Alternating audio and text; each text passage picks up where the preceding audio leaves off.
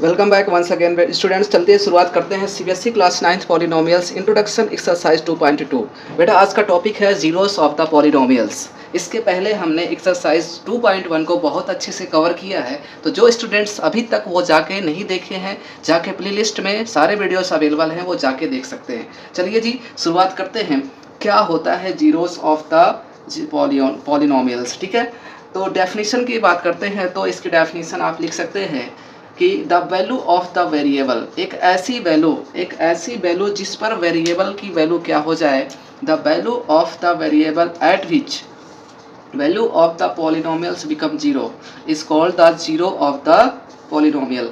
अभी मैं समझाता हूँ इस एग्जाम्पल के माध्यम से। आपके सामने एक एग्जाम्पल मैंने ले रखा है, जैसे ये एग्जाम्पल है पी एक्स। सबसे पहले पी एक्स है क्या बेटा, ये डिनोट करने के लिए, किसी भी पॉलिनोमियल्स को डिनोट करने के लिए हम लोग यूज़ करते हैं, पी एक्स। पी एक्स का मतलब होता है polynomial in x, okay.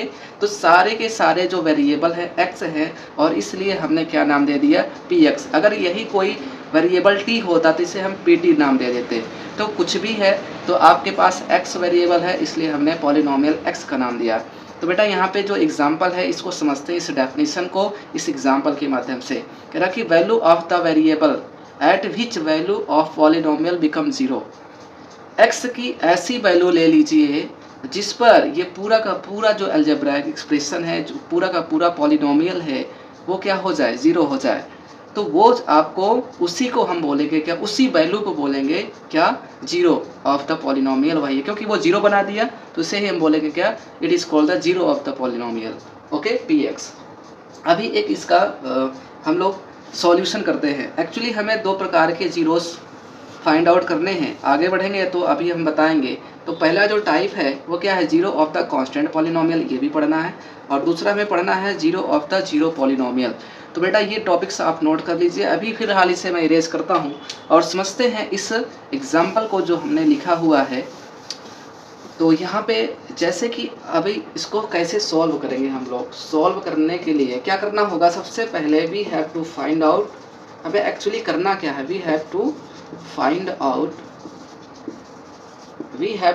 Out value of x. एक ऐसी वैल्यू फाइंड आउट करना है एक्स की जिस पर एट विच पी एक्स बराबर जीरो हो जाए, पी एक्स की वैल्यू क्या हो जाए, जीरो। चलिए हम लोग वन बाई वन कुछ वैल्यूज़ को पुट करते हैं और देखते हैं क्या इसकी वैल्यू जीरो कब होती है। तो अगर हम वैल्यूज़ को पुट कर लें, लेट से पी एक्स एट, अगर हम चेक कर लें पी एक्स एट जीरो, तो पी एक्स इक्वल टू, अगर जीरो लेते हैं, पी एक्स एट जीरो पे चेक करेंगे, तो चलिए चेक करके देखते हैं। एक्स की वैल्यू यहाँ पर जब हम लोग चेक करेंगे, x square plus two x plus one, zero put करके देखते हैं। तो जब यहाँ पे जीरो रखेंगे तो जीरो हो जाएगा, ये भी क्या हो जाएगा, जीरो हो जाएगा, प्लस ये वन है, तो वैल्यू क्या आ गई यहाँ पे तो वन आ रही है। यहाँ पे वैल्यू क्या आई, यहाँ पे वन आ रही है। तो क्या यहाँ पे आपके पास वैल्यू बराबर हुआ, नो, हमें जीरो चाहिए। एक ऐसी वैल्यू एक्स की चाहिए जहाँ पे आपका ये पॉलिनोमियल क्या हो जाए, जीरो हो जाए। तो अभी आपके पास वैल्यू प्राप्त नहीं हुई। चलिए दूसरा देखते हैं, पी एक्स एट, अगर मैं वन रख के चेक करता हूँ, इस पर जब वन रखेंगे, चलिए जी यहाँ पे वन रख के चेक करते हैं। वन का स्क्वायर जब करेंगे तो क्या हो जाएगा, वन होगा। 2x इंटू वन करेंगे तो 2 इंटू वन करेंगे तो 2 बनेगा, और इधर वन करेंगे तो 1। तो ये हो गया कितना, 2 + 1 3 + 1 4। तो ये भी क्या हो रहा है, not equal to zero, that is not equal to zero, that is not equal to zero, अभी भी नहीं हो रहा है। एक और चेक करते हैं, पी एक्स -1 पे करके देखते हैं, -1 पे चेक कर लेते हैं। तो -1 का जब स्क्वायर करेंगे तो 1 आता है। अब यहाँ पे जब करेंगे तो -1 और 2 का मल्टीप्लिकेशन, तो आपके पास वैल्यू क्या आएगी, -2 आएगी। ऐसे ही +1। अब चेक करो इसको, आगे सॉल्व करते हैं फर्दर। जब इसे हम सॉल्व करेंगे तो क्या आ जाएगी वैल्यू, 1 - 2 + 1, 1 + 1 2, और 2 - 2 क्या हो गया, 0, दैट इज 0 इक्वल टू 0। यही वैल्यू हमें सेटिस्फाइड कर रही है, मतलब पी एक्स की value 0, that is not a zero of the polynomial. P x at 1, that is also not a zero of the polynomial. But p at -1 ये क्या satisfied कर रही है, क्योंकि हमें वैल्यू फाइनली क्या मिल रहा है, जीरो मिल रहा है। और इस कंडीशन में जब हमें जीरो मिल गया, हम कह सकते हैं P -1, px at -1 is the zero of the polynomial. So हमें यही समझना था एक्चुअली में कि जीरो ऑफ द पॉलिनोमियल होता क्या है।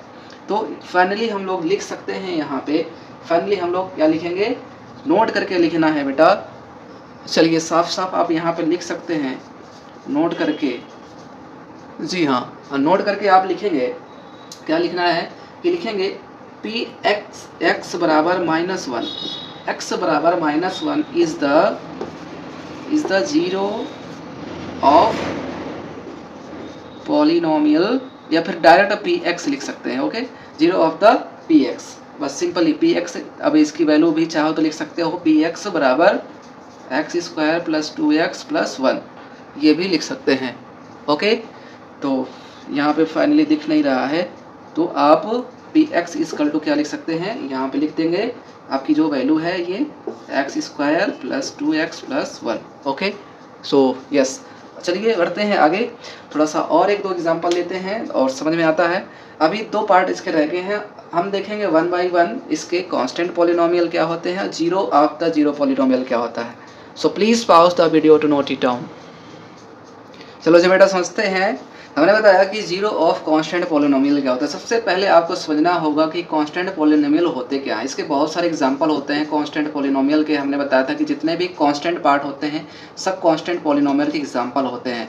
तो ये सब क्या है, ये सब all these are the examples of the constant polynomial. तो इसके जीरोज क्या है, इसके जीरो क्या होते हैं, तो यही हमें समझना है। लेट हम मान के चलते हैं, लेट आपके पास कोई भी पी एक्स पॉलिनोमियल बराबर 5 दिया है। मान लो ये इसमें से एक उठा लिया मैंने, एक कांस्टेंट पॉलिनोमियल उठाया पी एक्स। अब इस पर चेक करते हैं ऐसी कौन सी वैल्यू है जो हम यहाँ पे रखें वो हमें क्या प्राप्त हो जाए, जीरो प्राप्त हो जाए। तो चेक करते हैं। अभी तो फिलहाल अभी ये क्या है, कांस्टेंट पॉलिनोमियल है। इसको हम दिखाते हैं कि कांस्टेंट पॉलिनोमियल कैसे। हमने दिखाया था कि 5 इसको x रेस्ट पावर 0 जब लिख देंगे तो ये कांस्टेंट पॉलिनोमियल की कंडीशन को फॉलो करने लगती है, क्योंकि constant into variable raised power whole number हो गया है। तो अब चेक करेंगे x की कौन कौन सी वैल्यू यहाँ पे पुट करें, x की कौन कौन सी वैल्यू लें।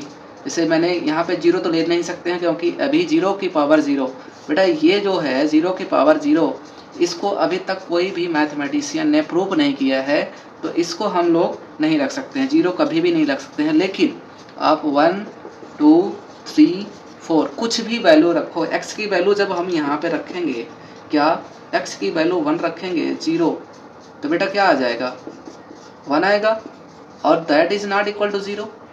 ओके, चलिए जी चेक करते हैं 2 रख के। जब 2 रखेंगे तो 2 जब रखोगे यहाँ पे, तो जब 2 रखोगे तब भी वही आएगा। 2 रेस्ट पावर 0 क्या होता है, 1 होता है। हर कंडीशन में आपके पास क्या आ रहा है 5, that is not 0। Okay, that is not 0। तो कोई भी वैल्यू आप रखोगे एनी रियल नंबर, तो यहाँ पे क्या होगा, कोई भी रियल नंबर हो एक्सेप्ट 0, हर कंडीशन में आप देख रहे हैं कि हमें कांस्टेंट नंबर मिल रही है और इसकी जीरोज़ मिल ही नहीं रहे हैं। कोई ऐसी वैल्यू नहीं है जो रखने के बाद आपको 0 मिल जाए, 0 इक्वल टू 0 हो जाए, ऐसा कोई वैल्यू हमें मिल नहीं रहा है। तो फाइनली बेटा हम ये लिख सकते हैं कि the zero of the polynomial, या फिर आप लिखेंगे नोट करके यहाँ पे, बेटा नोट करके लिख लीजिए, या zero of the constant polynomial, zero of the constant polynomial, constant polynomial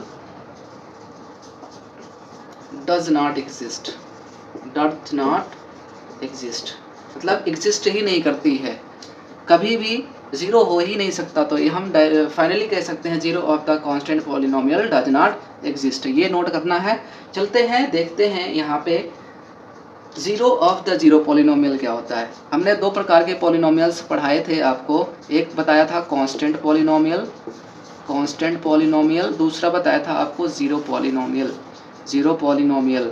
तो दोनों प्रकार के पॉलिनोमियल्स के जीरोज भी हमें फाइंड आउट करने हैं। फाइनली हम पहुंचे हैं zero of the zero polynomials. चलिए जी चेक करते हैं zero of the zero polynomial.